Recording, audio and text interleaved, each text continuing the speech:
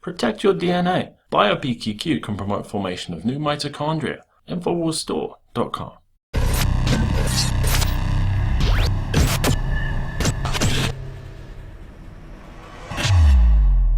More terror in Brussels today as a train station is under attack again. Now, you can see a stark difference in the way this was reported compared to the attack on the mosque yesterday, but we'll get to that in a second.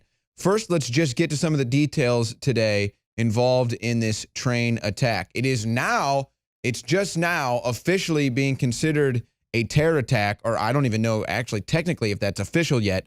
ABC News just updated their story. Explosion at Brussels train station considered terrorist attack, Belgian federal prosecutor.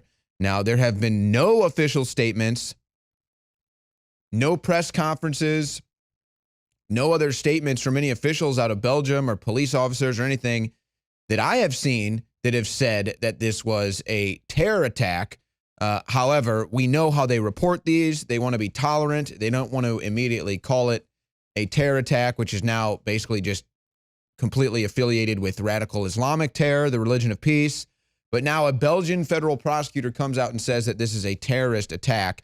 And based on what we know so far, I think it's safe to say that this once again is radical Islamic jihadis striking again in Belgium. We remember what happened just over a year ago, March of last year, when the religion of peace struck in Belgium, blowing up a bomb at an airport, killing multiple people. Infowars was actually on the ground reporting that.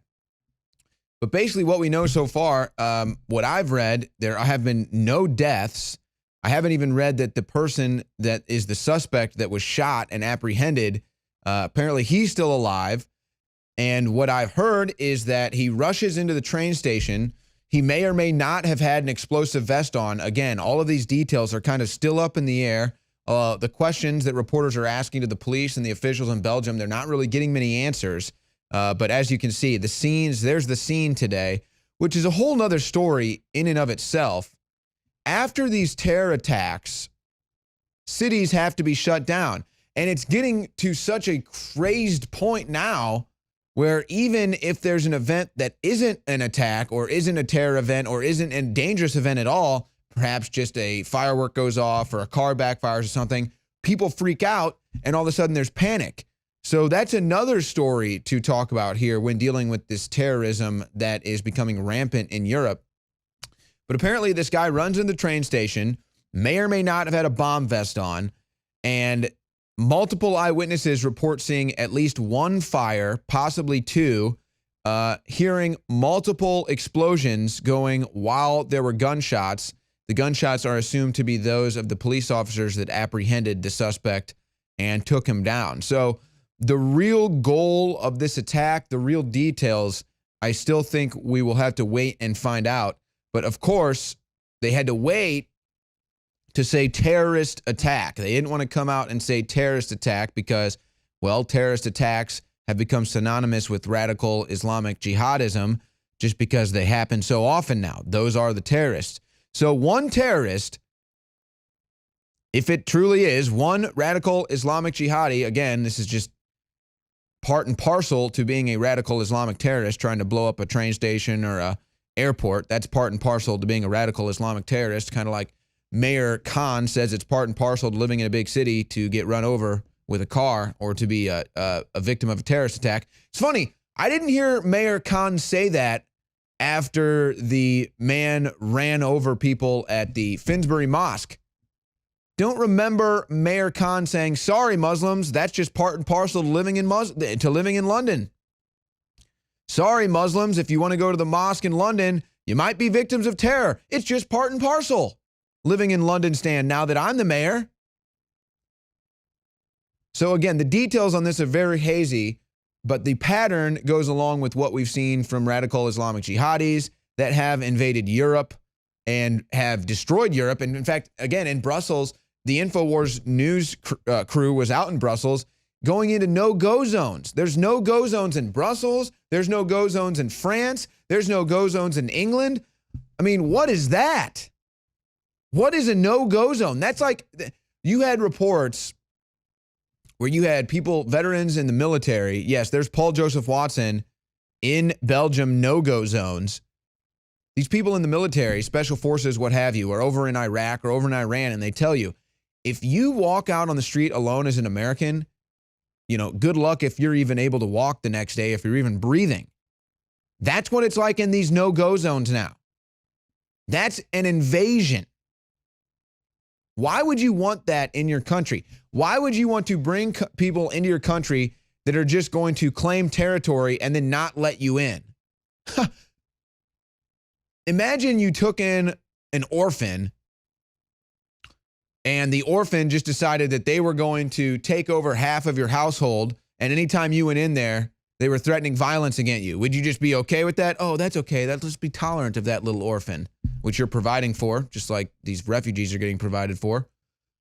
Or would you say, no, this doesn't work. This orphan is gone, or perhaps we need some discipline here. But regardless, the city of Brussels, just like the city of London, just like Paris, just nonstop, in Sweden, it's nonstop living in fear because of radical Islamic terrorism, because of open border policies, because of liberal government leaders, because of the EU. The dream of Hitler, folks.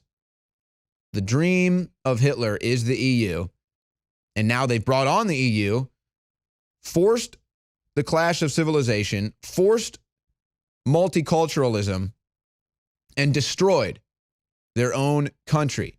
It's so bad in Sweden now. Last remaining police station in migrant-dominated Swedish suburbs forced to close. So you've got stories coming out of Sweden that you wouldn't believe. You've got multiple stories of migrants and asylum seekers brutally raping and murdering young girls, some of which are government officials that are liberals. I wonder if that changed their mind. You've got schools, this is in Sweden again, where they bring in all of these migrants and they put them into these schools, great schools, upstanding, buildings fine, no reason to be threatened when you go there. A couple years go by, now the schools are shut down, now the schools are boarded up, now the schools have fencing around them with barbed wire. Some of them are no-go zones, graffiti everywhere. That's your clash of civilizations. That's multiculturalism. That's what they want. And I heard it today on the Alex Jones Show, and it's something that really I thought about. The suicide gene. Is there really a suicide gene? Is there really some sort of suicidal psychological disorder that liberals have? Because we've always said liberalism is a mental disorder. I look at liberal policies like open borders, the clash of civilizations, while just coexisting. That to me is suicidal. That to me is a policy of the left that the only means to an end is death. Just like all their other policies. If you look at all the leftist policies, the only means to the end is always death. It's always you dying, like global warming. It's the same deal. Or vaccines. It's always the same deal. The death rate, the cancer rate, it all just goes up with their policies. Eventually, you're all going to die. But that's what they want. See, you're a bad human. You're killing the planet. You're a racist. You're an Islamophobe. You're a bigot. You must die. But see, that's the thought process. That's the suicidal gene. People on the left don't want to admit to their own shortcomings. They don't want to admit their own problems in life, the things that they should be responsible for. So instead, they point the fingers at everybody else and they want to bring everybody down just like them to be a miserable sad sack. Not going to happen. Not going to let the United States get conquered by a bunch of, whether it's Muslims or pirates coming from Somalia. I don't care, okay? We're not bringing in a bunch of third world people because a bunch of liberals have quote unquote bleeding hearts, when really the Democrats just want to turn all of these red states and red districts blue, which, by the way, we do have the election, the special election going on in Georgia right now. The Democrats are desperate for a victory, and I mean desperate. And we're going to be tracking this actually in live time But right now, actually, Handel was up originally, but now John Ossoff is actually ahead. This is actually scary, folks. I know it's early, but Handel was supposed to take a major lead early.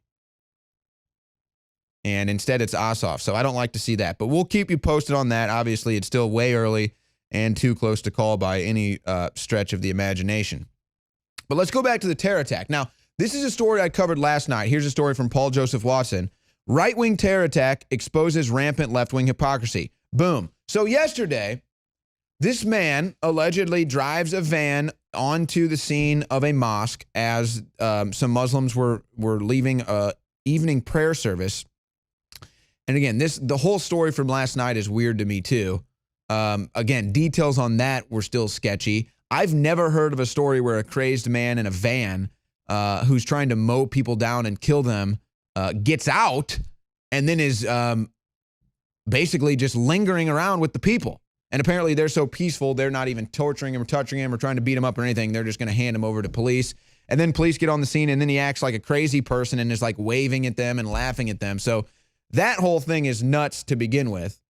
But while we obviously dislike that violence as well, and we want to know what happened there, look at the way the media reported on it. Immediately, it was a white supremacist. Immediately, it was an Islamophobe. Immediately, it was Nigel Farage's fault. Immediately, it was all the conservatives' fault. Immediately, they reported that before knowing anything. But here today, guy gets up, runs into a train station, explosions happen, has to get shot and apprehended, and don't you dare even think to call that radical Islamic terrorism until hours, half a day later, when finally ABC says Belgian federal prosecutor says it's terrorist. So they will wait and they will wait and they will wait to be tolerant. They don't want to report the wrong thing unless it's against a white person. Then it's okay. See, it's okay to report fake news. See, this is perfect, folks. This just shows you it's literally a Rosetta Stone. You can report fake news all day long about a white person, all day long about Donald Trump. You can report that the white supremacist is a bigot running over Muslims and Islamophobe in the mosque attack. So that's fine. Do that all day long.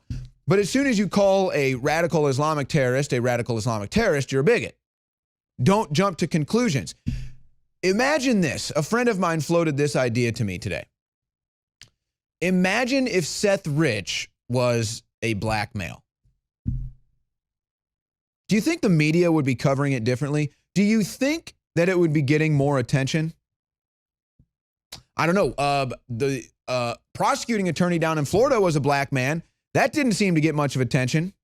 So maybe it wouldn't have gotten much more attention.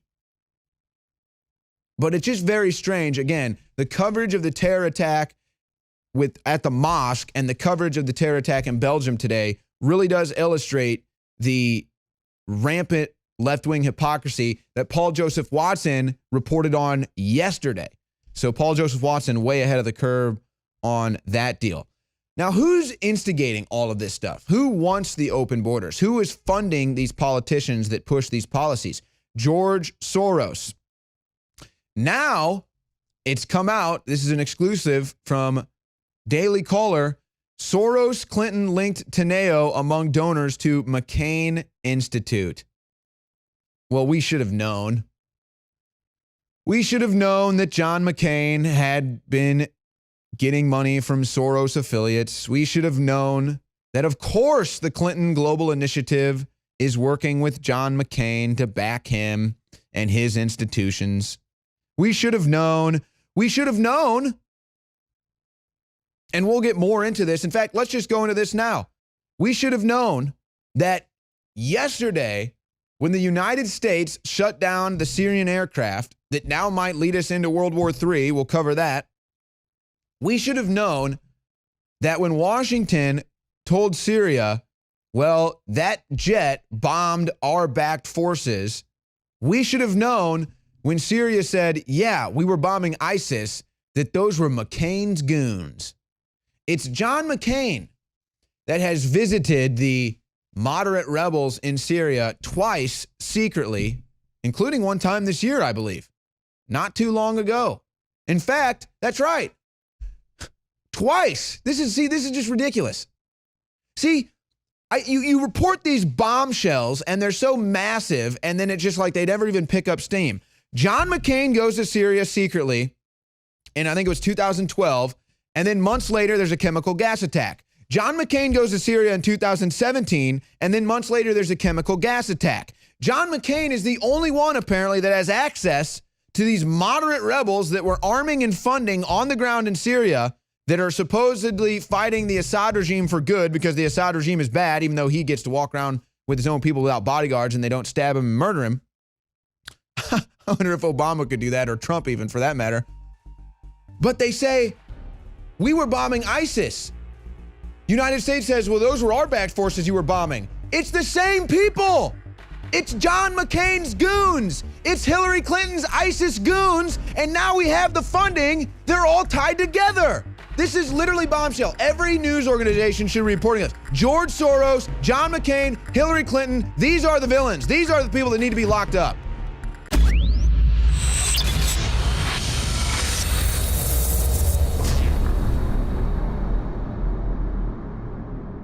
I want to tell you about some of the products at InfowarsStore.com. We are under constant attack. You know it by now from the mainstream media. They're trying to attack us on every level. Now with the YouTube scandal, they're demonetizing our channels, which again takes a huge chunk out of our income, which is why we always appreciate and rely on you getting the products, because that's how we stay afloat. They can't get to us that way. They can't pressure you to not buy the products. They don't have that power. And that's why you're the key to this entire operation. We have Super Blue fluoride-free toothpaste, bubblegum flavor, just arrived at InfowarsStore.com. This is by listener request. Bubblegum flavored Super Blue toothpaste now available at InfowarsStore.com in limited supply. Again, if you're not using fluoride-free toothpaste by now, then you're absolutely insane. Harvard studies, it reduces IQ, it causes bone cancer. It's not great, let's just put it that way. And I've been using it for about, what, 15 years now? So you're gonna buy it anyway, why not buy it from us? It's in limited supply, but it is available at InfowarsStore.com with the new bubblegum flavor, Super Blue fluoride-free toothpaste, and it supports this network, which is under constant demonization and attack, because we don't take big fat checks from George Soros. We don't get put on extremist lists even though they want us to. That's how they're taking away the YouTube money. That's why we need your support more than ever, because we're not funded by giant corporations who are now pulling the plug on YouTube as they move it into a TV thing, a Netflix model, to drown out independent voices. So support us by getting the products at InfowarsStore.com.